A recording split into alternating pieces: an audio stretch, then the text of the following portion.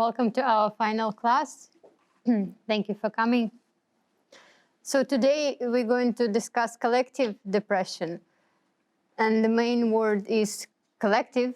And I will correct a mistake that I was making throughout all of the lectures. I told you I'll do it at the end. So throughout all the lectures, actually, it's not only my mistake, it's mistake that psychoanalysis does, psychology mostly, neuroscience as well, mostly. The mistake is that we view individual as the basic unity, as something that comes first and then comes collectivity, something that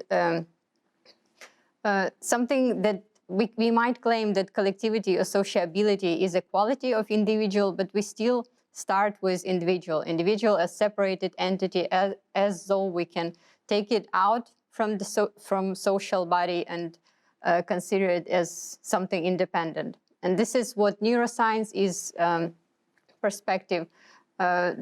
Traditional is based on philosophical as well, existential, psychoanalytic, and we'll try to kind of challenge it today. So we will start with watching movie, a Lego movie, precisely the theme song and Emmett's Morning, and try to, so it already represents the capitalist society through the critical view, but for us it's important to see here the social bond and try to understand if it works, and if it doesn't work, why it doesn't work. So a couple of minutes we're going to watch or listen to a theme song from the Lego movie.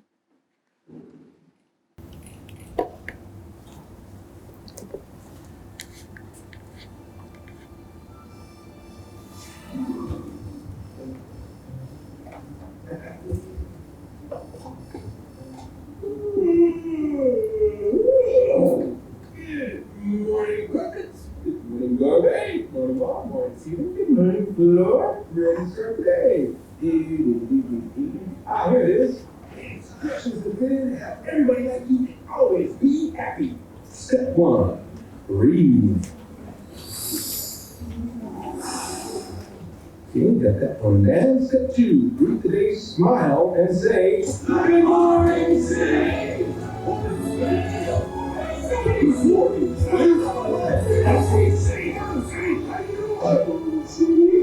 Step 3, exercise. Jumping jacks, hit them. 1, 2, 3. I am so pumped out. Step 4, shower. And always be sure to keep the soap out of your eye. Shave your face, rough those through. Comb your hair. Bear pose. Almost forgot that one. No, not that wrong. And that's it, Jack. Step 9, eat a complete breakfast with all the special people in your life.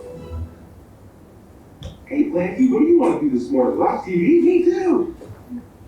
I'm president of business, president of the Octane Corporation and the world. Let's take extra care to follow the instructions before we put to sleep. And don't forget Taco Tuesday's coming next week. That's the day every rule following citizen gets a free taco and by law. Have a great day, everybody. You have a great day too, president of business. Man, he's such a cool guy. I always want to hear more. But wait, did he say put to sleep? Good night. Where are my pants? Honey, where am I?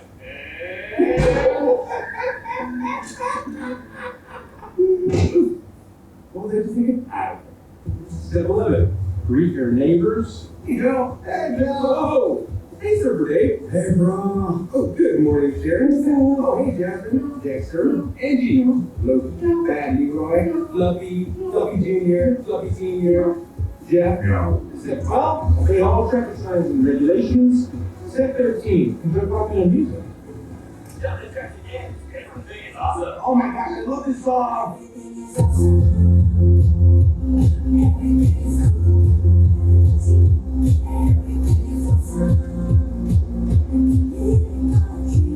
Always use turn signal, park between lines. Yes. Drop off dry cleaning before noon. Headlines. Don't forget to smile. Always root for the local sports team. Always return a compliment. Hey, you look nice. So do you. Drink overpriced coffee. No, it's $37. Wow, awesome! You see where all my pants last night,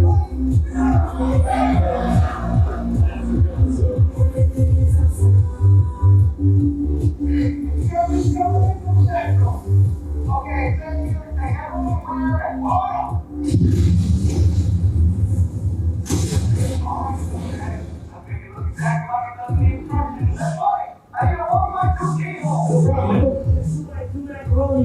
Two macaroni flying in. Here's one, Bill.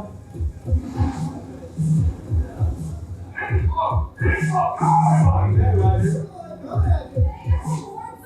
Thanks, Gail. Hey, guys, let's return this down.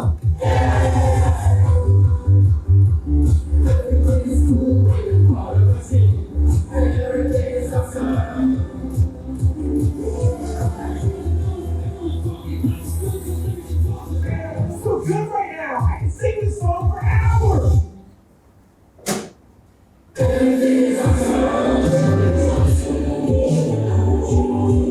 When you're part of a team.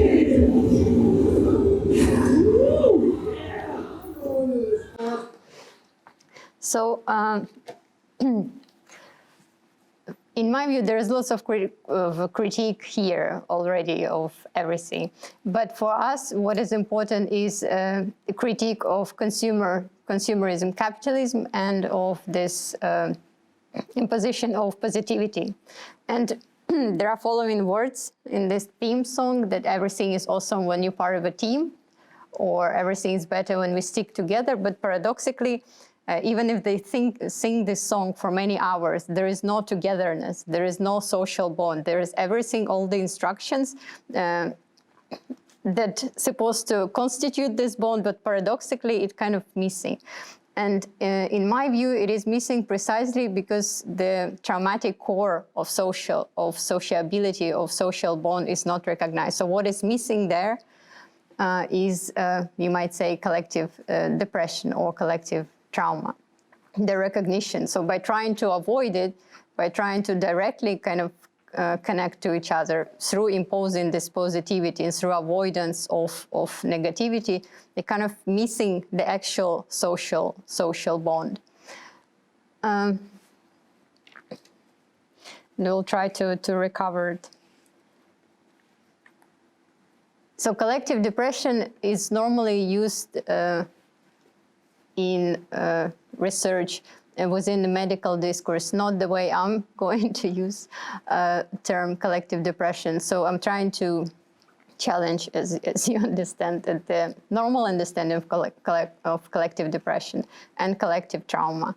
Within this normal understanding, like it's present, for example, in this paper, it is understood as undesirable, something to avoid, but however widespread condition. And it's philosophically, they recognize that it's philosophically questionable. What is its status? And we do question it now. It also understands the importance of a context, and it connects it to the context. But the question is whether it's only context that is outside of the social bond, of the collective social bond. And it also here, interestingly, so it does claim that we need to heal depression, and that is a major challenge of the 21st century. And it also recognizes the idea that we need leaderships, those leaders who will help us. So we still need those messiahs who will help us to heal society from everything negative. But the problem that there are no messiahs, and no one will help, and maybe no one should. So let's challenge this view, and we'll start with discussing basic interconnectivity, and then we'll get to the idea that it is traumatic, that it is painful itself, that there is this pain that constitutes it, and this pain is inevitable. And to start, we can rely on Martin Buber. Even he was existentialist philosopher, Christian philosopher, religious one, and if for other existential philosophers, as we saw with Kierkegaard, for example, and with Heidegger, one needs additional effort to show that individuality is connected with the other, to show the social bond, because they do tend to start with individuality. For Martin Buber, it's obvious. This is something he discusses in his work I and Thou, I and You, and he already recognizes this basic interconnectivity. So I am someone who is constituted by the other. The other is a part of me. We are interconnected. And all actual life is encounter. So there is no life outside of encounter, outside of something meeting with each other. And he uses, although he is a religious thinker, unlike in a similar way, although in a different way, like Kierkegaard, but unlike later existential philosophers like Sartre, he already uses the concept of God not as metaphysical entry, of someone who is beyond us, but something that connects us, something that is in between people who relate to each other. So it's the glue or electricity that is that connects people. So it's very connectivity, not metaphysical beyond, not individual God, maybe even, but something that involves this horizontal connectivity between people. And it's questionable if one needs to use the concept of God for that. Unlike in Kierkegaard, when in Kierkegaard there was this leap of faith, and God still functions as a metaphysical entry, the unknown where you jump. So, and also John Bowlby is important here with his attachment theory, claiming that he was criticizing Freud, who claimed that people are connected based on their sexual instinct or sexual drive, which is egoistic at its core. John Bowlby claimed that we, in our nature, have ability, not only ability, but what makes us human is this component of ability to form strong emotional bonds or attachment. And attachment is a good word here because it's not only something that we have a need for, the need to attach, but it's actual attachment of people to each other. And this attachment, the connectivity, is what constitutes human. So Bowlby started to claim, while developing attachment theory, that we have a profound need for other and ability to attach to others.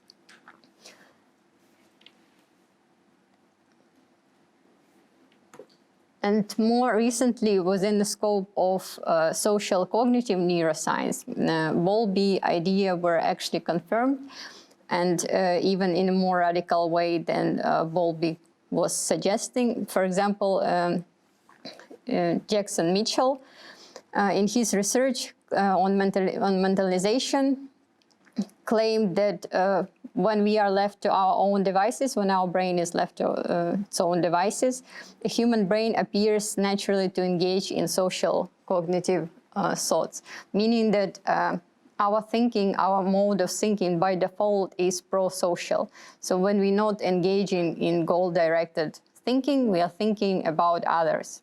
We are analyzing others, mentalizing others. Mentalizing is trying to predict behavior of others. And this is our mode of thinking by default. This is what we naturally tend to think about starting from our birth almost until the end of our life. This is how our brain functions. If you don't distract it with certain goals, don't direct it consciously, brain's attention on something else, we will think about other people. We'll try to understand them. We'll try to analyze our social bond with other people. especially painful parts. And interestingly, that this ability to mentalize, or this practice of trying to predict what others are doing, analyzing other behavior, trying to understand others, this is something that appears before we even comprehend, before the infant would comprehend that he or she exists as a separate entity. So it's not that the first comes egoistic individual, and then it's starts to be social, connects to other. It's on the contrary, we don't know that we exist as a separate entity yet, and we're already analyzing others.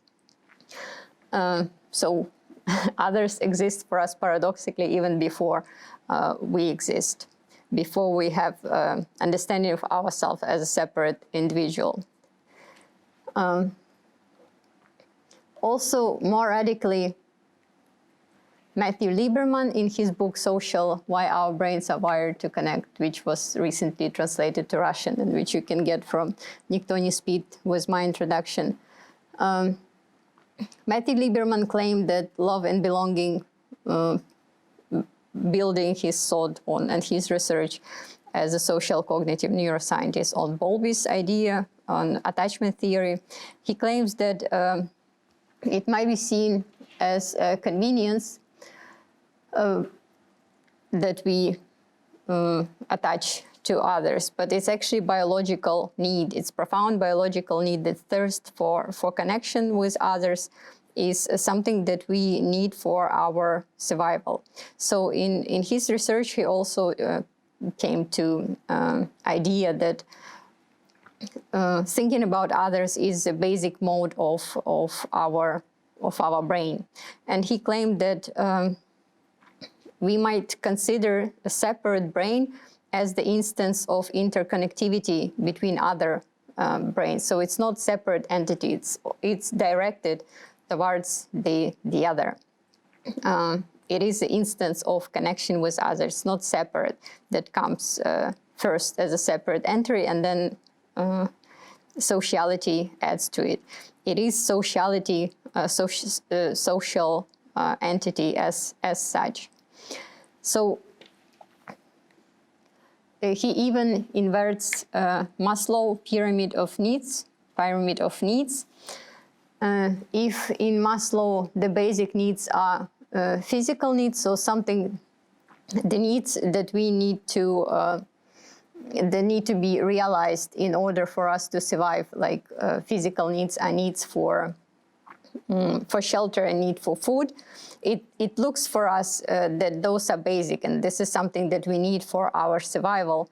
And social needs, needs of attachment, they are also important, but they are secondary in Maslow pyramid. But actually, for Lieberman, it's the opposite. So the most profound one, although it might seem paradoxical, but the most profound for him are social needs, right? So not physical needs are less important. And this is one of the aspects, this is because we are so social. And one of the aspects, why is it so?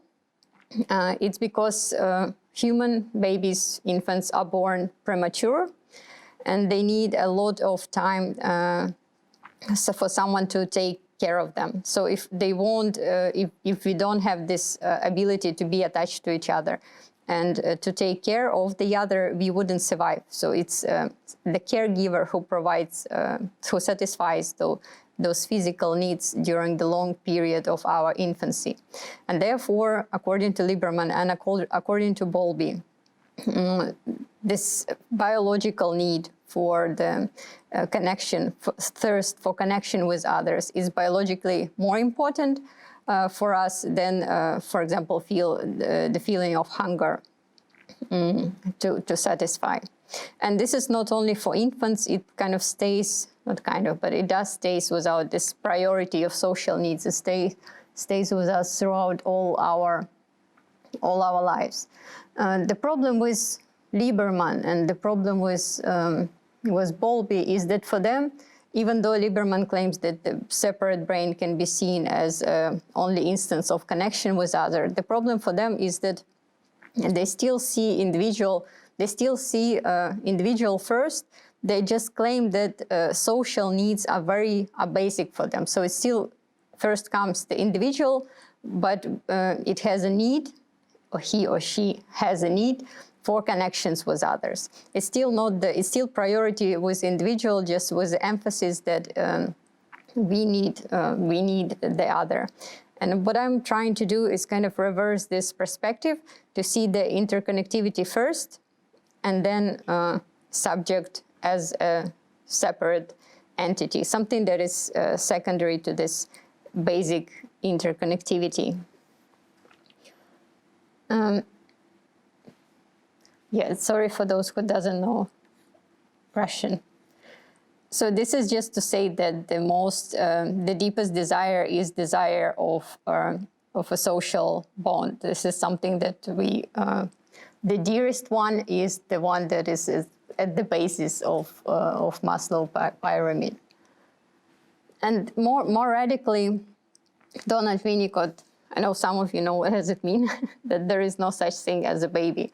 So Donald Winnicott, in one of his speeches, claimed that famously, that baby as a separate entity doesn't exist, because baby comes as a part of a social bond. Baby wouldn't survive, the infant wouldn't survive if there is no one who is not taking care of them. So baby suggests that there is someone who is taking care of a baby. It's a part of a social bond. It doesn't exist as a separate, it's important to it's impossible to imagine it as a separate entity, like a fish and a water. There would be no fish without water. And similarly, contemporary research that is actually happening today confirms this idea on a neurobiological level. So not only on the level of just a way to put it in such a way that it doesn't exist, but on a very biological level, baby doesn't exist. Not only infant, but also a human subject as such doesn't exist as a separate entity. I like this research at the University of Cambridge. It's Baby Link Lab. It's running now. It started a couple of years ago. And they are measuring now, brain activity of mother and a child while they're interacting, while they're playing games, and while mother is teaching infant. And they found out, this is a quote from one of the researchers who are involved in Baby Link Lab. Victoria Leon claims that there is this process of synchronization of our brains when we connect neurally with others. And by this we are opening ourselves to receiving information and influence from them. She also claims that on the basis of this we can talk about the net of intraconnectivity, and we can talk of a tandem of a mother and an infant. So their brains basically physically working as a net, physically working as in tandem. It's not the separate entity, because when mother teaches a child and when child learns from their mother, their brains are synchronizing, and this is how this process is happening neurobiologically. And we can claim that, therefore, the brain is not a separate entity. The brain is, with its knowledge, is a result of influence of other. It doesn't exist as something separate first and then as something to which you can connect the other brain or influence of the other brain. It's initially something that is directed to the other, to understanding the other, and something that is involved into this interconnectivity with the other. So she's talking about two modes of brain. Mode that connects to the other brain, and mode that processes this information that was received from the brain from this participation in the tandem. So it's just a matter of perspective, which mode you perceive as as secondary and which you perceive as more important one. And we, by definition, somehow perceive the mode of a brain that is directed inwards as individually separated one as a primary for some reason, deliberately, but it's also possible to perceive the brain as a part of this interconnectivity and this inward direction as something that comes as a secondary and maybe illusionary thing. So we are interconnected. It's not only mother and infant, it's actually infant becoming a mother, and then infant as a mother, as this influence of a mother, it starts to be, to work in tandem with other people, right?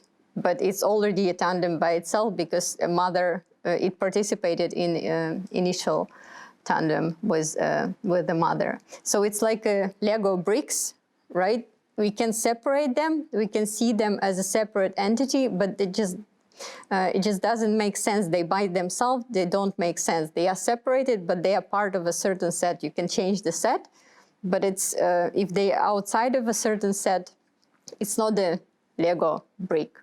So the fact that you can separate it doesn't mean that it's separate. It's the essence of a Lego bricks is to be connected to the others. Otherwise, it won't be the Lego brick. And somehow, in neuroscientific perspective, by definition, in existential perspective, in psychoanalytic, we by definition will take the brick and see it as a brick in itself, as a separate entity, which doesn't make sense from this perspective. And the social brain means social pain as the important, the most important and constitutive aspect of, in my view, of interconnectivity.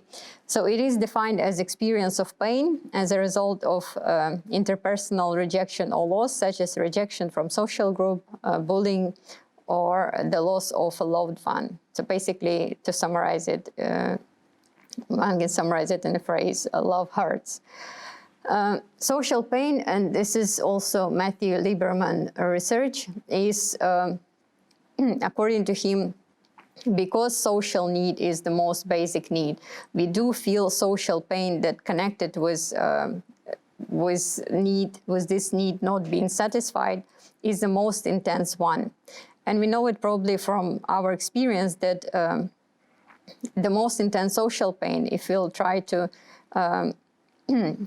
memorize, if we try to remember something in our life that hurts the most, we wouldn't think of the pain of a broken limb, but we would think of a pain of a social rejection or loss of a loved one. And it used to be considered that this pain is not real physical pain and that talking about broken heart is just a metaphorical language. But it turned out that it is a very real, neurobiologically real pain, and it also works in using the similar pathways, neuronal pathways as physical pain of a physical body. So it's actually, it's real pain, and it's more intense than a pain of a physical body.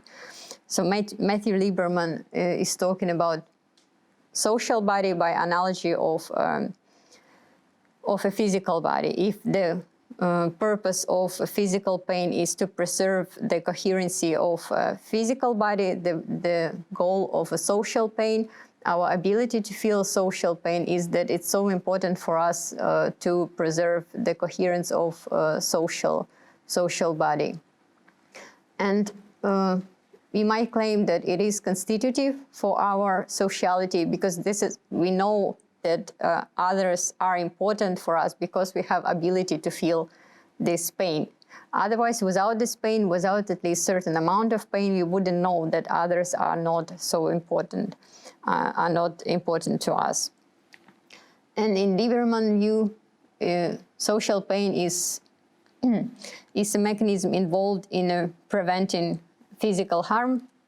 The social pain mechanism involved in preventing physical harm were co-opted during the evolution to prevent a social separation. So it's not a deviation of our nature, It's not something that we need to heal. Well, maybe elevate in certain circumstances when it's too much, but evolutionary, it's not a deviation. It's actually really important for our survival, because we need to stay together to survive. And Matthew Lieberman in this book, although he suggests kind of hints that we need to be more careful with each other and kind of reduce this social pain, because it is real pain. But he doesn't go far enough to recognize that it is this social pain that is constitutive for a social body. Because even if we are, if our social bond kind of functions, we still feel it through pain. We still it when this need is not recognized through negation of this pain. We would never learn that we love someone if they wouldn't, if it wouldn't hurt when they're hurting us, right? Because if it doesn't hurt, it just means that we are indifferent to them, or if we don't miss them, meaning if we don't feel that we need them. So it's only felt through this negative, through the negative effects. Otherwise, if we are happy, meaning we don't need the other. So anxiety is constitutive, even according to Bowlby, is something that constitutes the attachment to others, because we know that we are attached to someone when we feel anxiety without them. When the infant cries, when the infant cries to get attention and care from the caregiver. The other, this is mostly about Matthew Lieberman, the basic for him entity of social bond and social love is connection between individuals, and he mostly discusses romantic love.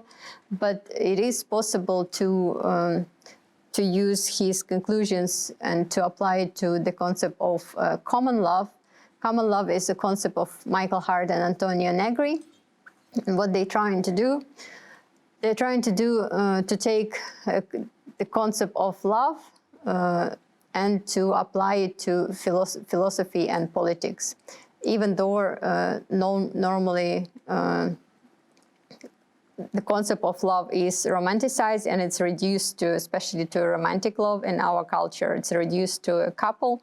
But for them, there is this need to rescue the concept of the concept of love and apply it to a more general framework. They claim that this is the weakness of contemporary thought, that we are not using the concept of love in this way. And they try to elaborate the concept of political love or common love, that is love understood in political context. And what I like about them is that they see everything as the manifestation of human love. So this is basically a perspective that we can apply to human connectivity as such. There is no absence of love, because love is something that connects us, but what is possible is what they call distorted type of love or corrupted type of love. And this is the source of evil. So evil is love gone bad. It's not the opposite of, according to them, it's not the opposite of love. It's not the absence of love. Love is always there since we are alive, and since we are in certain relationships with each other. But what is possible is corrupted form of love, and for them, romantic love is corrupted form of love. It's not political. It's not common because it's reduced to a couple. The other types of social bond that we consider evil, for example, fascism, it also, or nationalism, it's also love according to them, but it's corrupted form of love because it's reduced to a certain nation.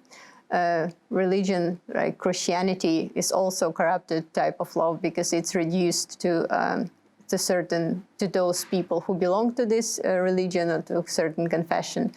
And for psychoanalysis, for them, it's also articulates a corrupted form of love because it's mostly reduced to a family love, to the figure of a father, a figure of a child.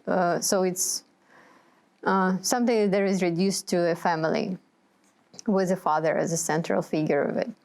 Therefore, it is corrupted, it is reduced. They do use something similar to Christian concept of love, where God is understood as love that people practice.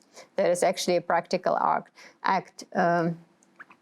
So in this way, Christian concept of love is political when it's not reduced to family, when it's practical.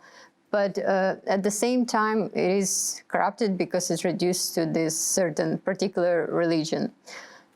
And what I also like about them is that they recognize the traumatic core of love, of revolutionary love. So for them, love is not the feeling as it functions within the romantic perspective. With corrupted form of love is a feeling that is reduced to a romantic couple normally. It's not a feeling, it's a practice, and practice of creation of a common. Practice that we, something or practice or training that creates this new types of what they called multitude, of new type of common.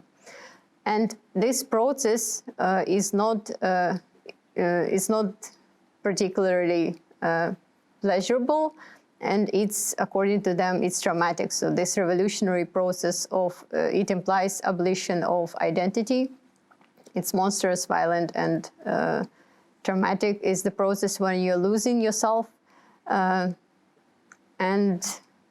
yeah, surely more painful than bloodshed. So it's more painful than this real love, practice, and formation of the multitude.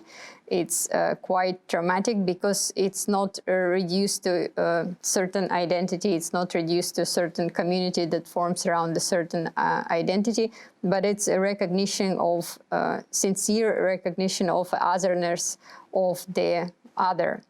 It's not unifying, right, love. So what they're trying to build,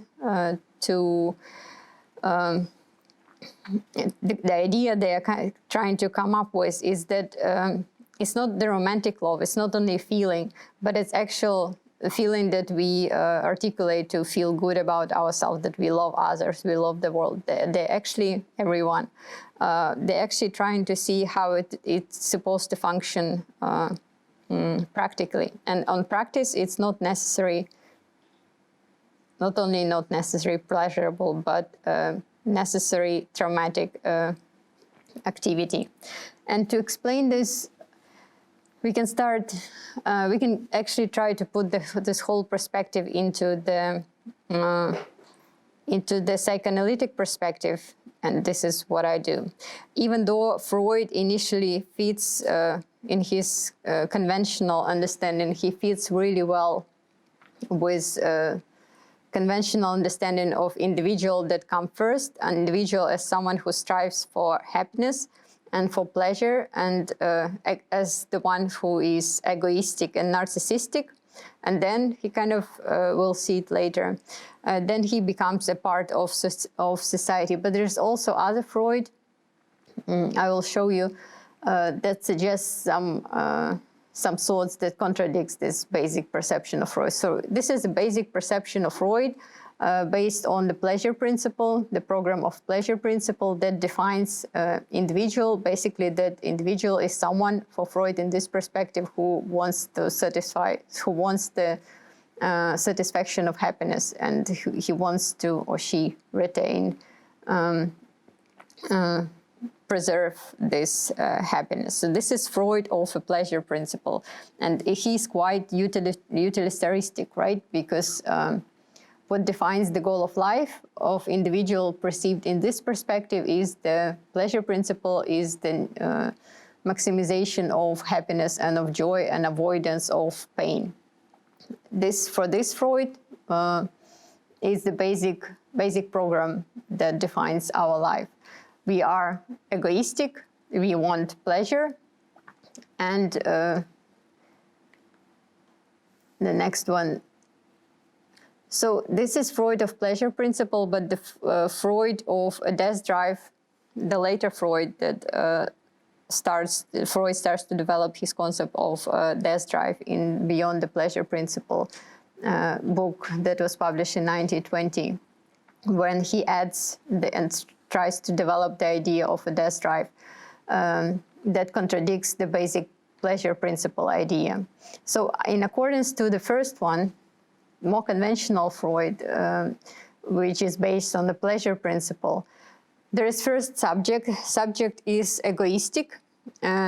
Subject wants to be happy, but subject needs to sacrifice some of his or her happiness and becomes to become a part of society, a part of civilization, so that he will or she will survive. And this is interpretation within the scope of a pleasure principle. This is what Freud called the reality principle. It's still pleasure principle, just as more realistic, when we still want happiness, but we are sacrificing a little bit of some part of our happiness in order to attain more realistic happiness. And this is how we become a part of society, sacrificing our happiness to attain more realistic happiness. This is the scope, the framework of pleasure principle. Within the death drive, if we preserve a death drive, if we see the death drive as a basic drive of a human, this is Freud develops the death drive in the concept of the death drive in different directions.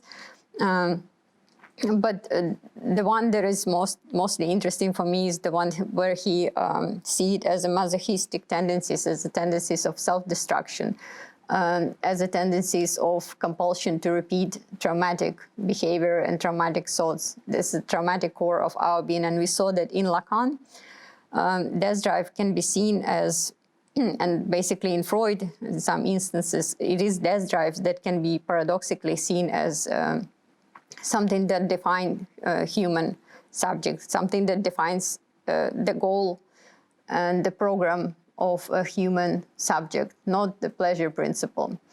So if we see death drive as central, the perspective would be, with the subject and society, would be kind of similarly drawn, but with something as well radically changes, because subject would be someone who does sacrifices the happiness to become a part of society, but we might claim, for example, but it's all traumatic and this is the goal of a subject, but we might claim that happiness is there to be sacrificed and subject is already a part of this of society. So it all functions like in a more coherent way. Subject is already a part of society, or it's something that separates society, and it functions and it separates from it by sacrifice of happiness. I will explain it in a while again. And the most, my favorite definition so far of a death drive is Todd McGovern definition presented in his book Enjoying What We Don't Have, a political project of psychoanalysis. So he defines the death drive as something that emerges together with subjectivity itself, when the subject enters in a social order and becomes social being by sacrificing a part of itself. So it might be still seen as functioning within the pleasure principle. So first there is a subject, he enters or she into social order and become a social being by sacrificing itself. But at the same time, he claims that this subjectivity, that death drive, the beginning of the death drive is equal with the beginning of subjectivity. So if we get rid of this divide into subject and subjectivity, we can see that there is no subject outside of the social bond, and this connection to a social bond is the death drive.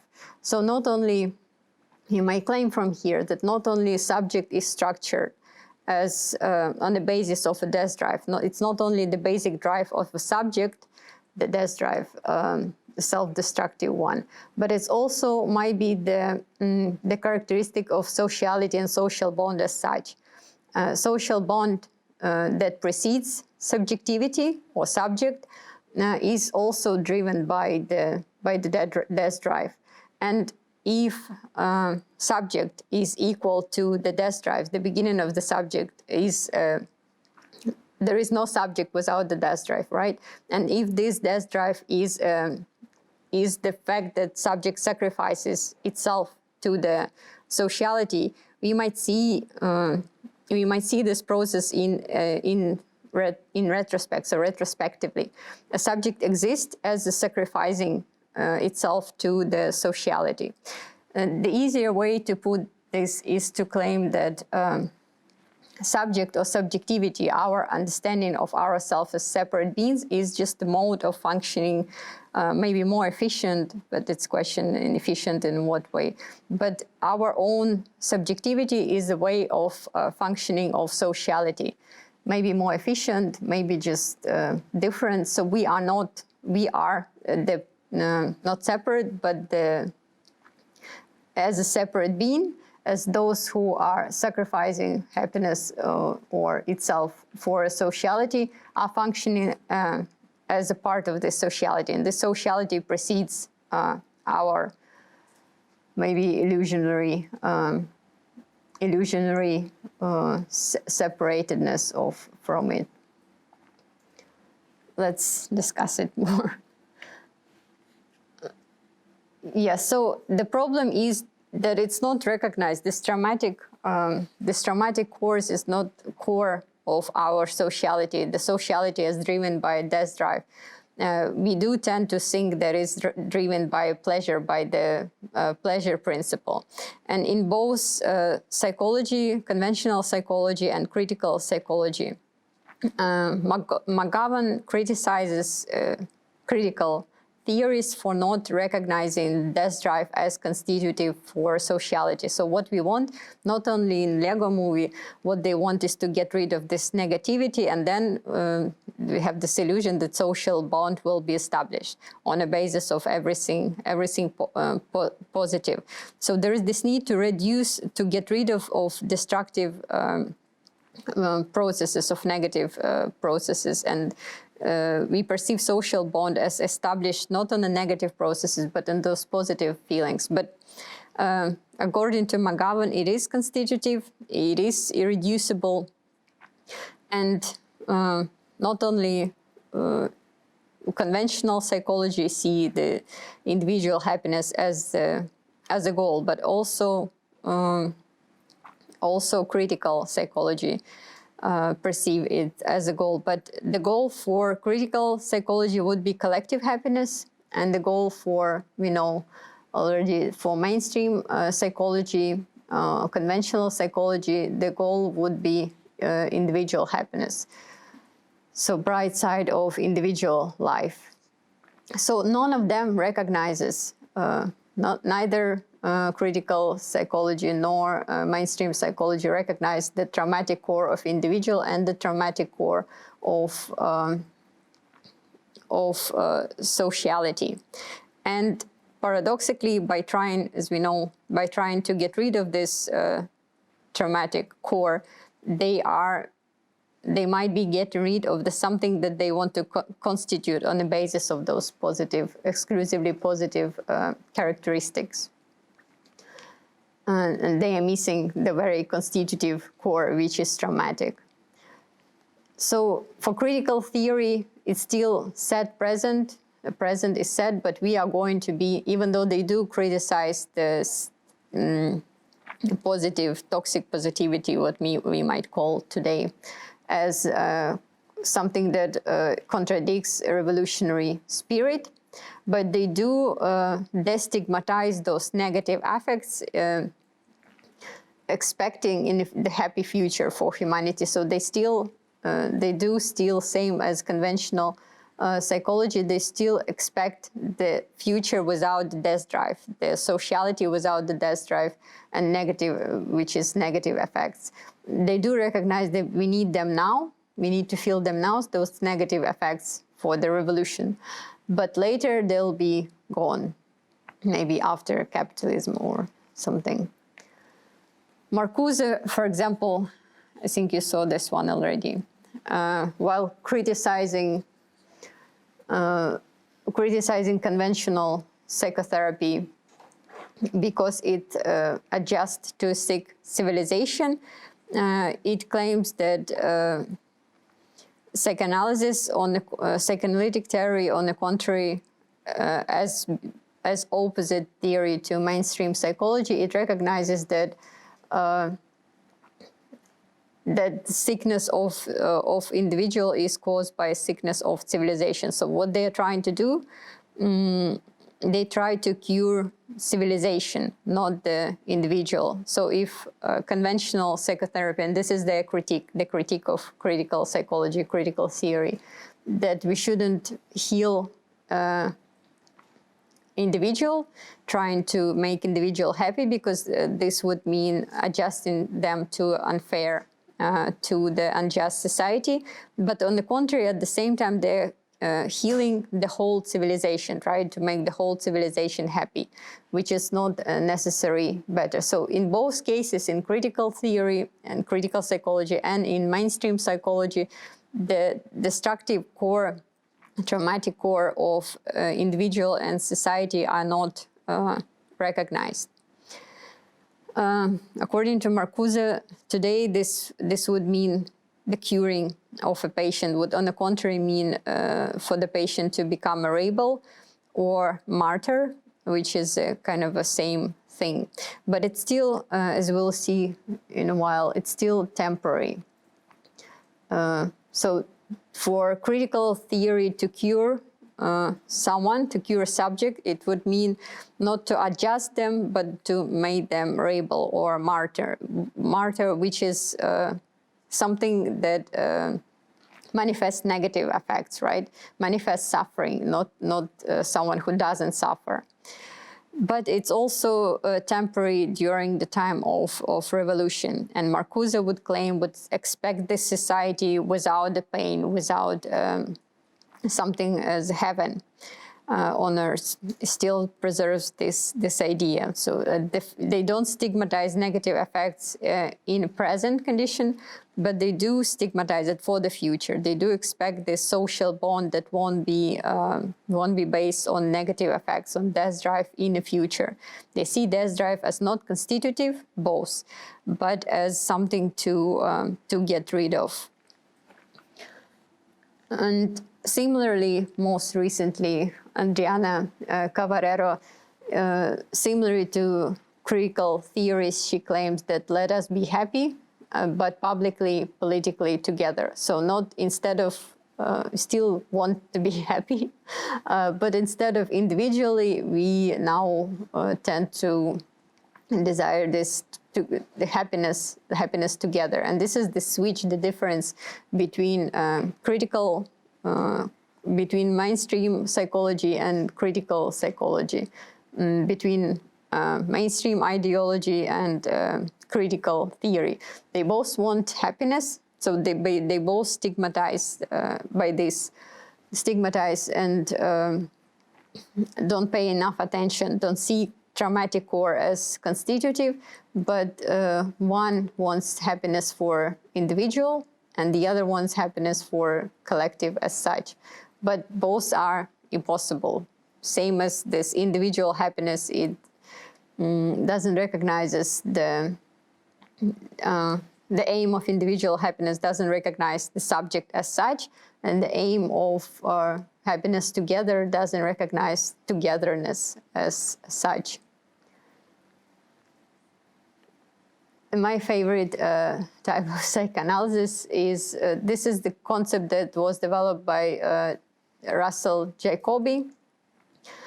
He coins the term negative psychoanalysis as psychoanalysis that is based on critical theory. And it's negative, according to him, in two ways. It suggests negation of subjectivity and suggests negation of positivity. And by those two negations, type of negativity, it is different from the mainstream psychology. If mainstream psychology propagates positivity, positive effects, and individuality is the main point for it, psychoanalysis is critical. Negative psychoanalysis is critical because it negates those two kinds of positive elements. First of all, negation of subjectivity. It recognizes subjectivity in historical context. It's recognized it as a social entity, as not existing separately from the historical context, from the social context. So it gets rid of the idea imposed by mainstream psychology and by the individualistic ideology that we are separate beings. It negates this subjectivity in this sense. And also it negates positivity, because positivity is needed for the changes. If it's, as we saw, if you try to stigmatize it, if you try to get rid of it, we just end up adjusting to unjust society. But the problem that for Jacobi, he defines negative, so it's great, I like both, negation of subjectivity, recognition of subject as a part of society, as the part of this net, social net, and also negation of positivity and recognizing negative aspects of us as important. But the problem with negative psychoanalysis, the way Jacobi defines it, that this is temporary. This is the psychoanalysis in the era of synchronized capitalism. This is what we need.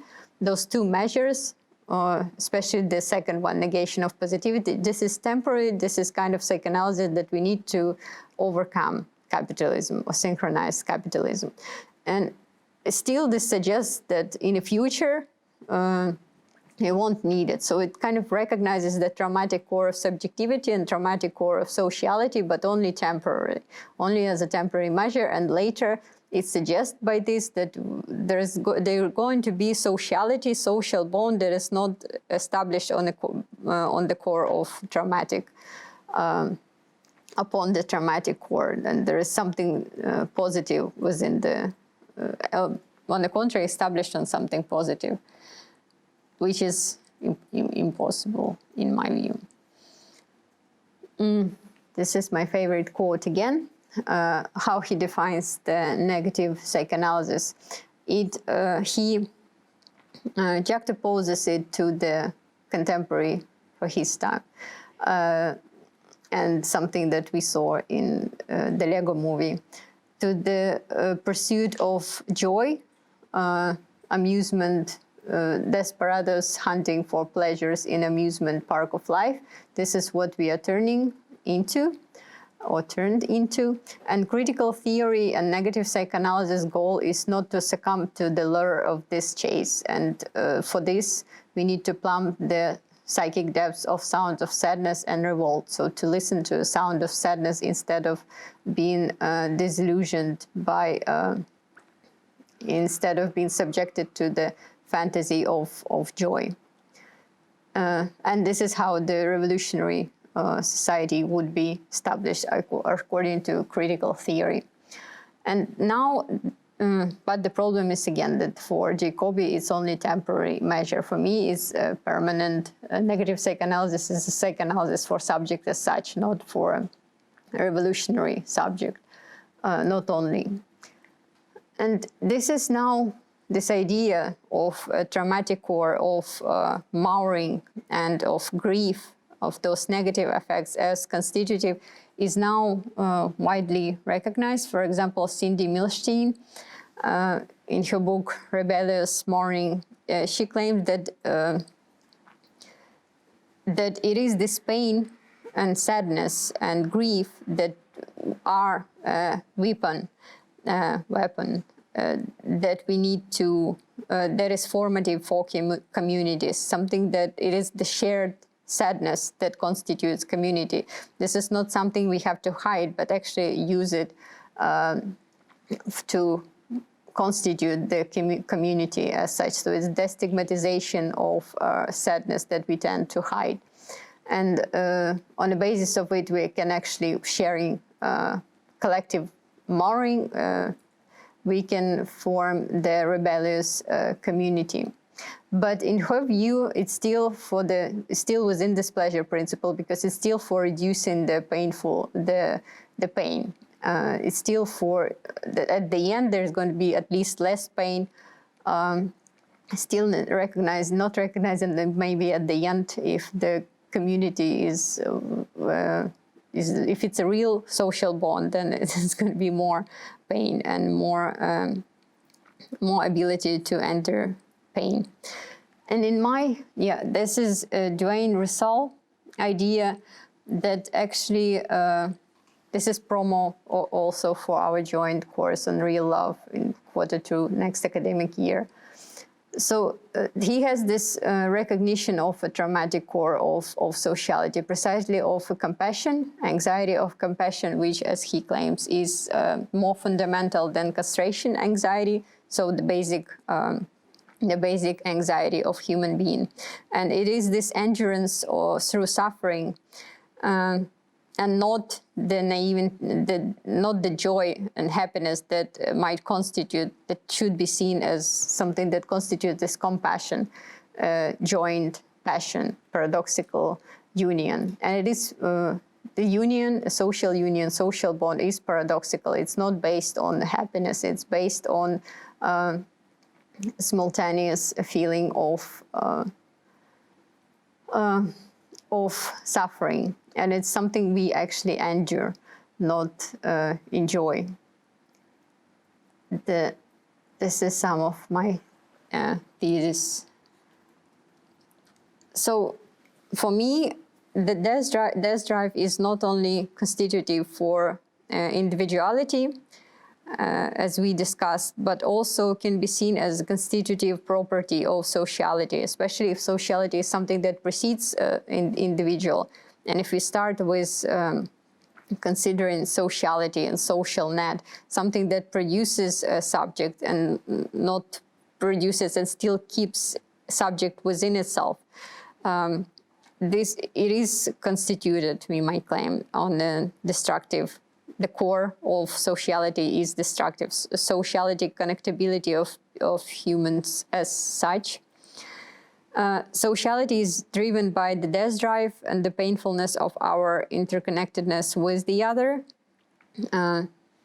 It's not that, and when I say that death drive is constitutive property of sociality, it's not because we are death-driven creatures, masochistic, anxious, and being such, we just come together, form sociality, and because of this, sociality is traumatic and driven by death drive. It's not because of that. It's just because, maybe on the contrary, because we are participating